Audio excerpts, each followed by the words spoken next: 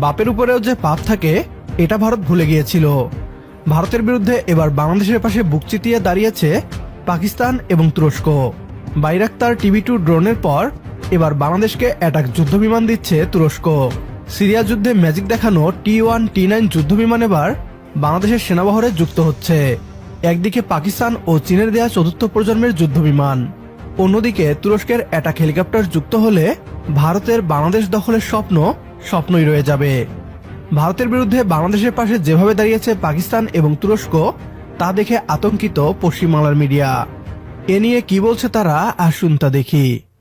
বাংলাদেশ ক্রমশ আইএসআই এবং পাকিস্তানের সেনাবাহিনীর একটা কাউন্টার বি টিমে পরিণত হয়েছে এবং পাক সেনাবাহিনী যা বলছে তারা তাই করছে এবং ওয়াকারুজ্জামান কার্যত পাকিস্তানের কথাতেই চলছে। দুটো বিষয়ের উপর দাঁড়িয়ে সে তথ্য আসছে। প্রথমত সম্ভবত বাংলাদেশ চীনের কাছ থেকে J-10C fighter jet, single seat অর্থাৎ সিঙ্গেল ক্রিউ মেম্বার থাকবে, সিঙ্গেল ইঞ্জিন এবং মাল্টিরোল প্লেয়ার যে ফাইটার জেট, সেই ফাইটার জেট তারা কিনতে চলেছে। একই সঙ্গে আরও একটি তথ্য পাচ্ছি যে পাকিস্তান থেকে J-17 যেটা চীন এবং পাকিস্তান একসঙ্গে বানিয়েছিল, এই পাকিস্তানি ফাইটার জেট বাংলাদেশ কিনতে চলেছে।